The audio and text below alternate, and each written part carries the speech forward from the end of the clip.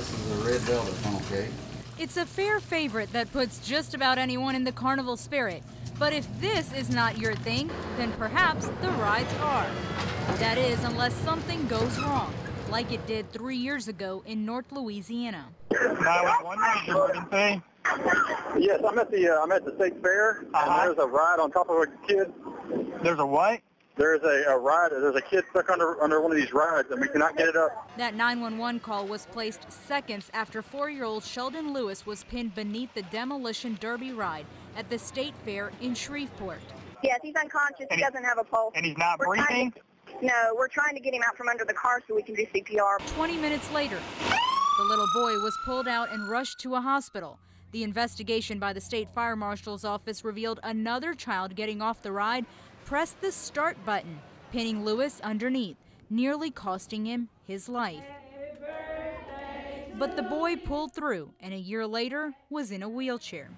Closer to home in St. Helena Parish, May 2011, 2 teens seriously injured after falling 20 feet off the zipper ride. The investigator said we never should have issued a permit to this ride. It didn't have the emergency brake on it, and there wasn't a safety switch over the start-stop button. Rafael Goyeneche is with the New Orleans Crime Commission and says since then the family sued the state fire marshal's office, who is in charge of inspecting rides before they are cleared for operation. The state of Louisiana paid $180,000 on behalf of the fire marshal's office for their negligence in this case.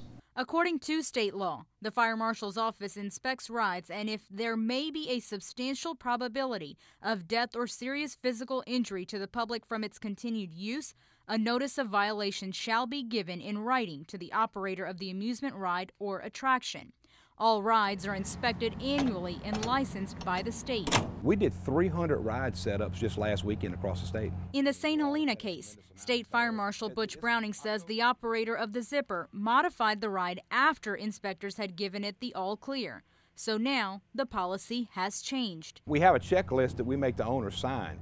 We now make them attest to the fact that they didn't change the ride. The law just says they got to let us know within 24 hours that they've modified a ride. We make them sign on our check sheet that they did not modify that ride. On this specific one, half the wheel is gone, right?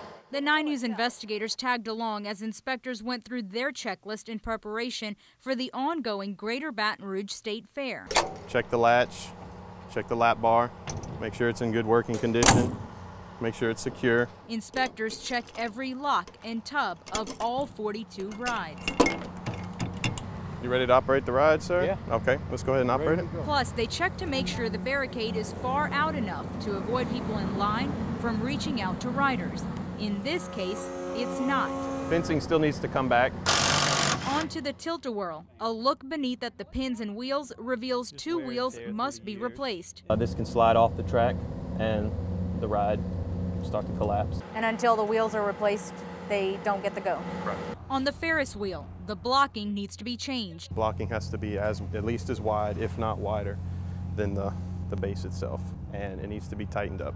But the most questionable ride? No, sir, we got some problems with this ride before it operates. The swings. You have a flammable fuel source here, you have hydraulic oil leaking throughout the ride, and you have an ignition source here. You have a live wire. Not to mention the expired fire extinguisher and a jack holding the ride up instead of a solid blocking that's required by law. The fundamental responsibility is on the owners of these rides who work them every day, who work on them. I mean, when they make repairs to these rides, when they do certain things to these rides, they're required to follow certain procedures. Browning says if a ride fails its inspection, they issue a cease and desist and the ride cannot operate.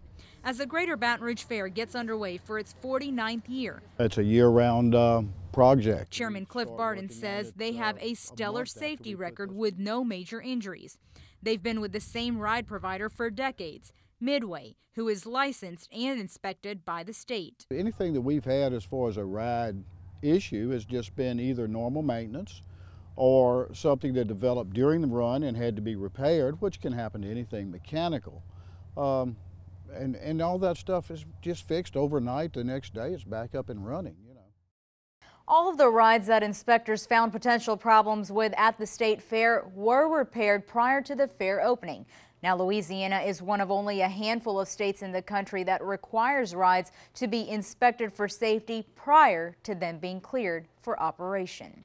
With the 9 News investigators, I'm Karen Chawla.